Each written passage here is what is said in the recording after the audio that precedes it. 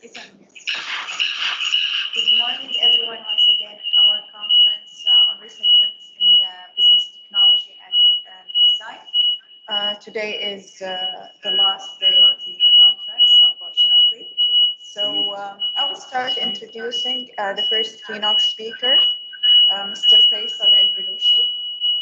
Mr. Faisal Al-Balushi is a chairman of an EdTech nonprofit organization, and he believes in harnessing the power of technology to make positive change and transform people's lives. His vision is to inspire educational leaders, policy makers, organizations, and individuals to efficiently utilize, and integrate technology to improve the quality of education and to also improve the quality of life for all. As an EdTech advocate, Mr. Faisal studies the effect of new emerging technologies on education in particular and society in general. Okay, so his talk today is on recent trends in education technology beyond COVID-19. So welcome, Mr. Faisal, and you may start. Thank you for the introduction. Bismillah ar-Rahman ar-Rahim. Assalamu alaikum wa rahmatullahi wa barakatuh. Allahumma salli wa sallam barak ala Sayyidina Muhammad. Before I start, I would like to thank the Oman College of Management and Technology, and especially Dr. Walid Hamidat and Dr. Muhammad Al-Azawi for inviting me to speak in this conference, and also inviting the Omani Society for Education Technology to be part of this conference as well. So, today the talk would be about actually technology trends in 2021 and how these trends or technology trends are important for higher education. So I'll just be starting by sharing my screen.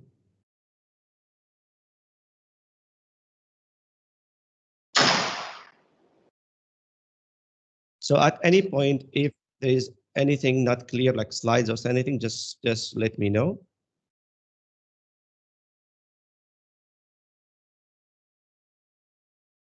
Bismillah ar-Rahman ar-Rahim. So before we jump in, so we're going to talk about 2021 technology trends in education, actually. And the main points would be technology architecture, digital twin, democratizing technology, bringing your own environment or entire environment, Internet of Behaviors, hyper-automation, and zero trust. My name is Faisal Al-Balushi. I'm chairman of the Omani Society of Education Technology. I'm also head of research and development at Sultan Qaboos University and Center for Education Technology. I also work as private consultant and advisor for some technology companies in the region as well.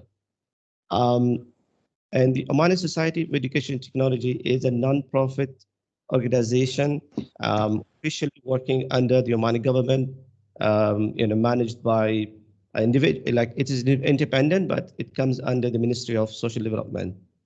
And we work in certain markets. So we work for, we do services and work in project with K-12 higher education, training, and also entrepreneurship in the tech field as well.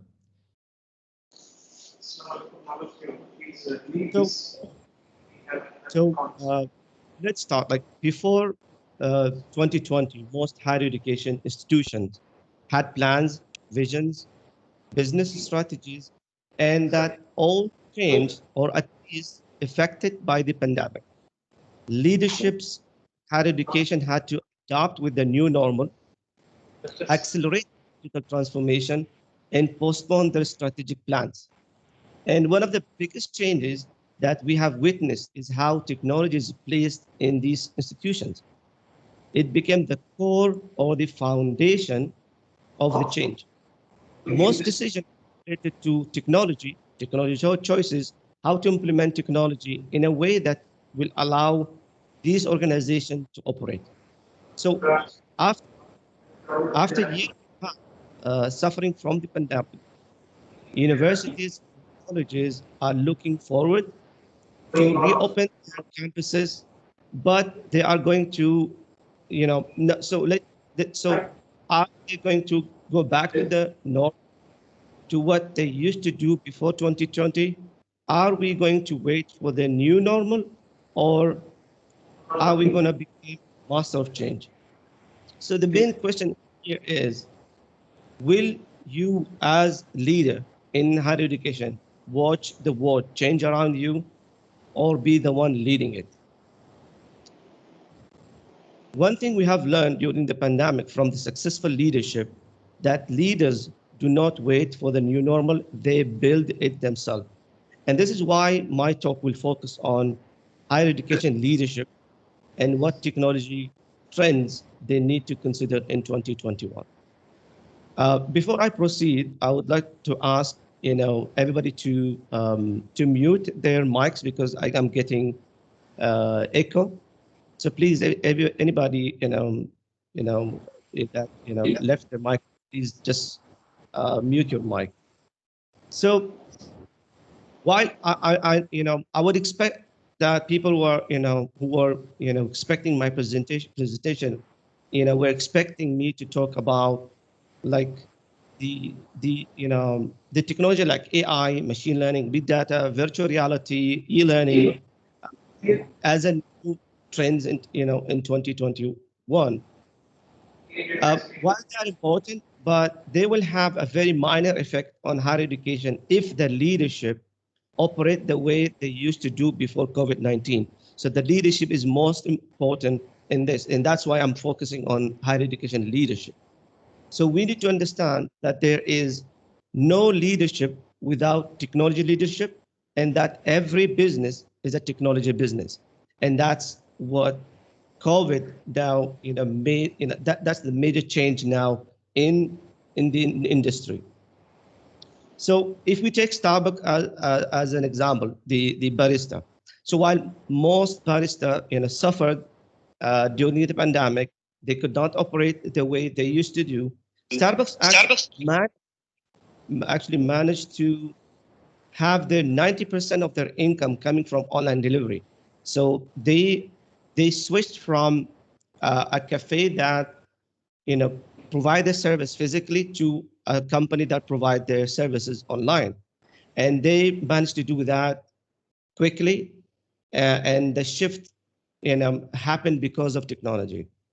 If you go to also another example like Rolls-Royce, we know it's a car manufacturer company, but during the pandemic, within 5 weeks, this company actually managed to manufacture parts for ventilators for UK government, while UK hospitals were suffering.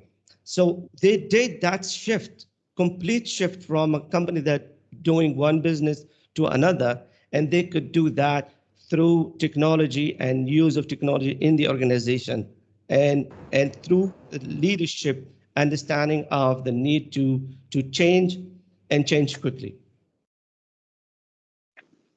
So the first trend that we're going to talk about is technology architecture. So just like in computer science, when we talk about technology stacking, that which is a very, very crucial to develop a single app or let system operate. So we're talking about putting technologies together, like each technology is depending on another, so that at the end we could develop an app or operate a system. Similar to that, we need to do the same thing by placing technology in our organization in a way that it's a future adaptive. So basically business strategies, and so basically what I'm talking about is that for an organization to be able to be flexible for a change, for any future change, or even for current changes, the technology architecture should be set up in a way that it's a very flexible. So the organization is very adaptive. The technology architecture is very adaptive. So we're talking about if you talk about like and I'll give you an example like with some colleges and universities.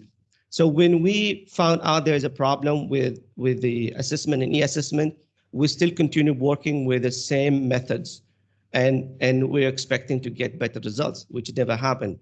And And so basically, getting rid of this rigid technology and putting like an architecture of technology that help us to include more as we need, to help us to operate in a different way. So basically, when we talk about leadership, business strategies and technology strategies should be inseparable. So they are not something like we consider to add few services. So we're talking about technology choices will matter and will be important factor to decide the success of many leaders in leaders business plan. So technology should be, part of our strategic plan. The next trend, we're talking about digital twin. So digital twin is the ability to make a virtual representation of the physical elements and the dynamics of how an Internet of Things device operates and works.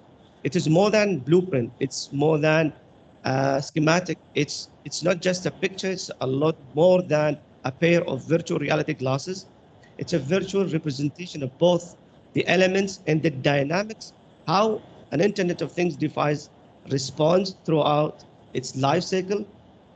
It can be a jet engine, a building, a process on a factory floor, and much more. This is according to IBM.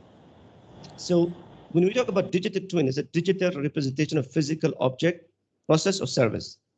A digital twin can be a digital replica of an object in the physical world, such as in the picture, a jet engine, or wind farms, or even larger items such as building or even whole cities. So it's actually a replica of an existing things. And why we do that? So example, in a jet engine, we have a real engine, we have a replica, like let's say an artificial, or VR or 3D model. But the idea is to understand how the engine works and operate, and also to predict, the problems, or to, help us to make it operate in a better way. And we could do that as well with services. I mean, while digital twin has been implemented in manufacturing, IT, and supply chain, we need to consider its application in education as well. We need to explore what if scenarios in risk-free environment. Instead of risking our students, risking our organization, we need to apply digital twin um, throughout, to understand the complex system of higher education and how it is connected with a global network of higher education institutions. So some examples, Oklahoma State University and a company called ANSYS explored using the power of digital twins to better target tumors.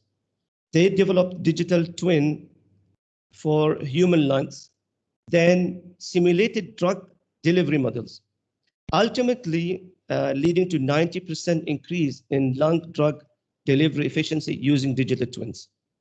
Another example is Facebook. So Facebook has this project called web-enabled simulation. So basically some new method of building the first highly realistic, large-scale simulation of complex social networks. So what they're doing is that they are building bots that could mimic human behavior in an online environment. So these bots will be chatting into each other. They will be doing likes, unlike talking, to each other in an online environment to predict threats, to predict how humans interact with the content. So through using artificial intelligence, through using these e-bots, so they're creating digital twin to understand the real world scenario. And this is like few examples that give us hope that we could use that also in higher education.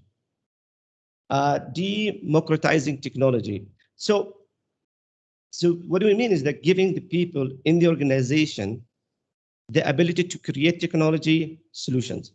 So allowing them to use technology to optimize their work or fix issue on their own without the help of or without bothering the IT specialists in our organization. While while the IT specialists or experts or computer engineers will be doing more complex work. So everybody in the organization should be the core part of the digital transformation effort. Everyone should be trained on technology, not by making everyone a computer engineer, but equipping them with the skills that will enable them to solve problems with technology. And that's doable because the new development in technology is making it easier for normal person to work with this technology, to build an app, to work with blockchain or apply blockchain, and to use machine learning or AI technology in their daily operation. So so we are empowering the people in our organization to utilize technology in a creative and innovative way without putting pressure on our IT specialists. And we have this is really a question that that many organizations now been asking. So we talk about bringing your entire environment.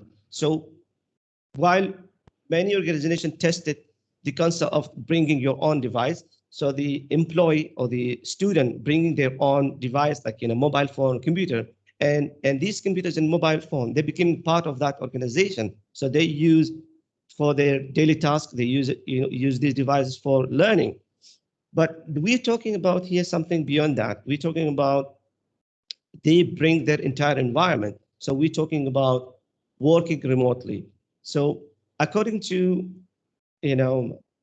Accenture, 3 years from now, successful organization will be the ones who resisted the urge to raise everyone back to their office in favor of rethinking their workforce model for evolving world.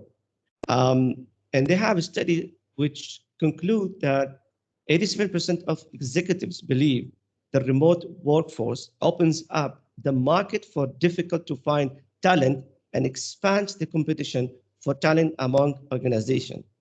So why we as higher education need to think about a remote work is that we have now our employees or students being kind of working remotely for 1.5 years. So we need to think when they come back, do you believe that they're going to come back start doing what they used to do in the office, or they have gained some skills that we need to utilize? That's one thing. And also a remote work also as a higher education institution will give you an ability to tap into a global talent pool, by attracting international, let's say about colleges and university. You'll be able to track top international or well-known international scholars without the need to bring them physically. They could operate online. So you will have, let's say, like online seminar courses by these leading figures in their field. That, and also by applying bring your entire environment, you're also building a workforce that is consistently on. So it's not tied with time frame. So basically you have employee or you have your staff working in the morning, and you can have also some of them working at night, and that's open up a new new opportunity for you for organization to operate beyond the normal operating time that usually other organization have, or the physical organization usually operate. So basically the student will have around the clocks services. Your IT would be able to fix problems remotely, anytime, anywhere, and many other benefits. And also for international organization, when company relocate from one country to another, they're not necessarily have to give up their talented workers. They could easily take their talented employees with them, but remotely. And I added a few other trends. One of them is Internet of Behaviors. I'll just go very quick. I'm sure, yeah, we have a very tight time. So, so we all know Internet of Things. So Internet of Things is a network of interconnected physical objects that collects, exchange information and data over the internet. The IoT is constantly expanding and evolving the scope of its complexity. The way in which devices are interlinked, the computations that can be processed by these objects autonomously, and the data that is stored in the cloud evolve in more complex way. So data collection, provides valuable information about customer behaviors, interests, preferences, and this has been referred to as Internet of Behavior. So the IOB, or Internet of Behavior, attempts to understand the data collected from the user's online activity from a behavior psychology perspective.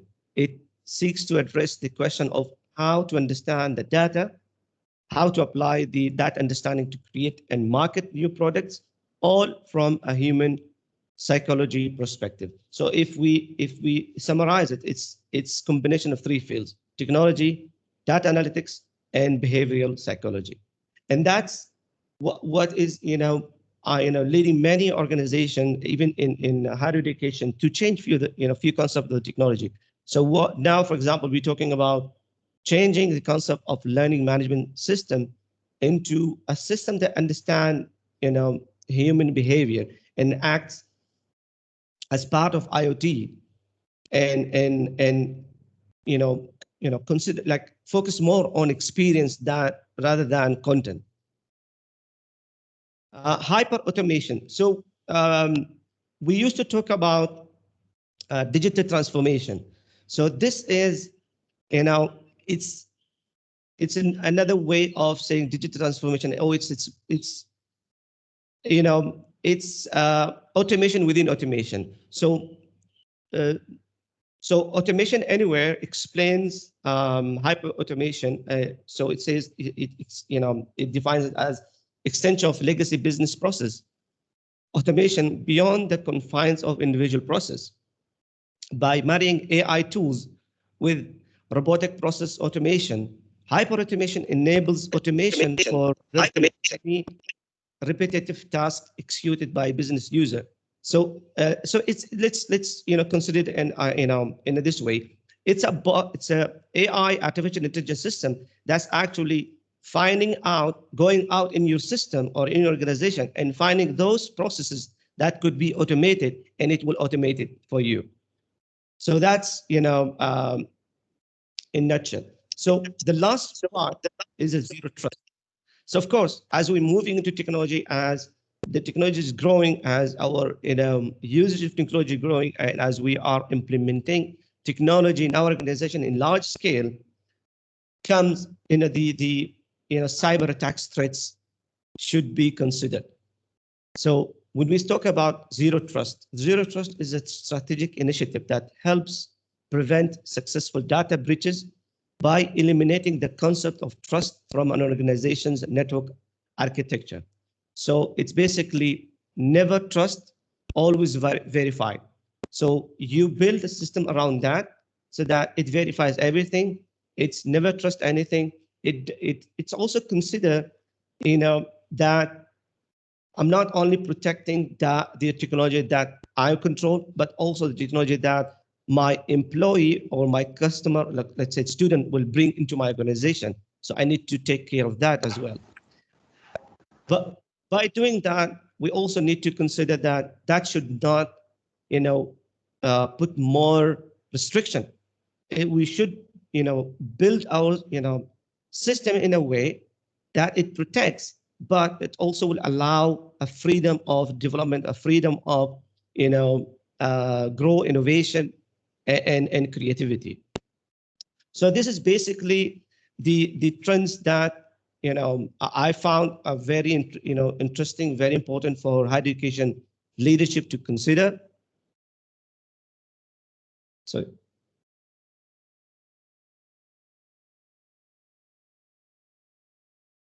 and and hopefully I tried my best not to tackle to the normal trends that people talk in education field, because as I said, without leadership considering these points or these trends, um, putting those technology trends like AI, machine learning, virtual reality, e-learning would not work very well.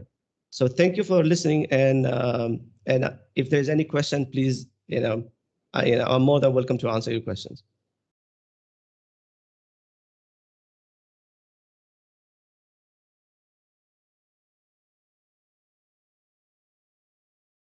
Mr. Faisal?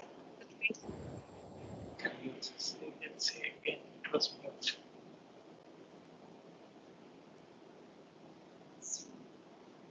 Anyone?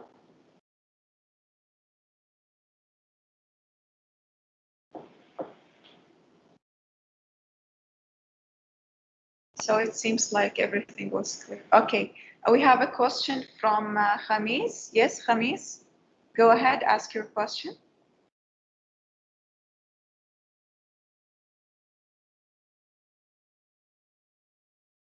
Khamis, unmute your. Oh, go ahead.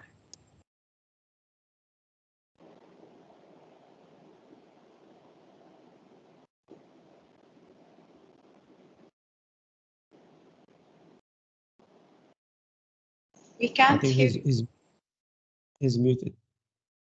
Okay, please unmute your mic. Khamis, unmute your mic.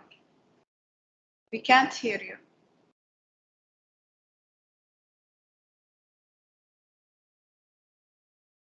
I say, what do you mean by bring your inter environment? Yeah. Or So you can do that. yeah. So bring your entire environment. So basically, what we're talking about is working anywhere, anytime. So when we talk about bring your entire environment, means we're talking about remote work. So working without the normal in office. So in a nutshell, um,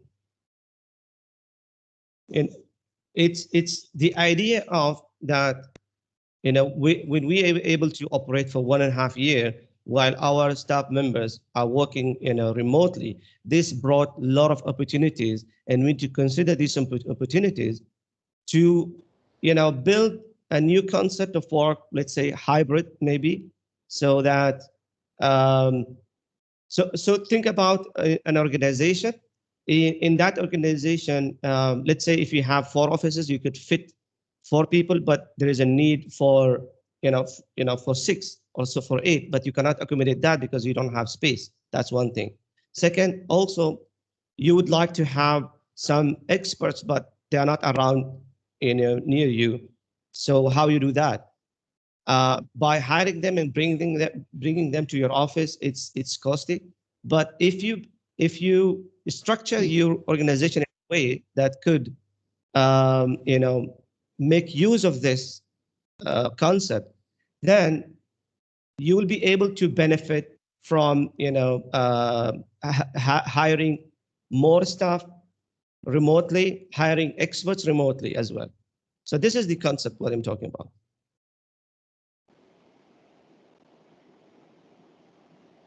Okay, any other questions? Do we have other questions for Mr. Faisal?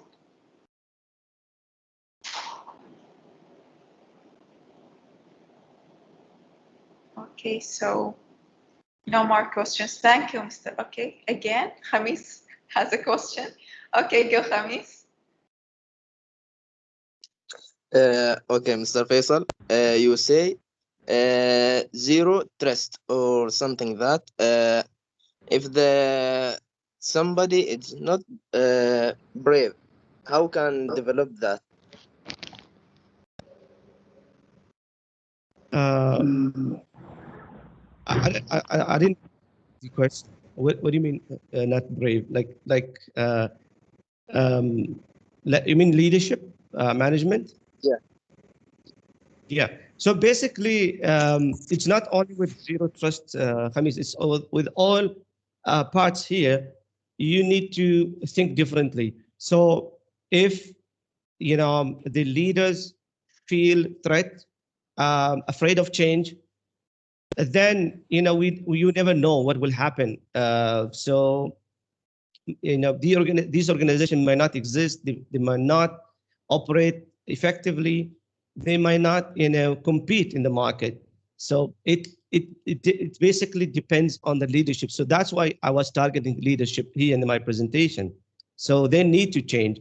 If not, then we will have according to the prediction, we will have problem to sustain or to develop in the higher education market. So yes, they need to be brave. Hamis. Okay, Okay. thank you. Another question Thank or that? Okay. So thank you, Mr. Faisal. And we will move to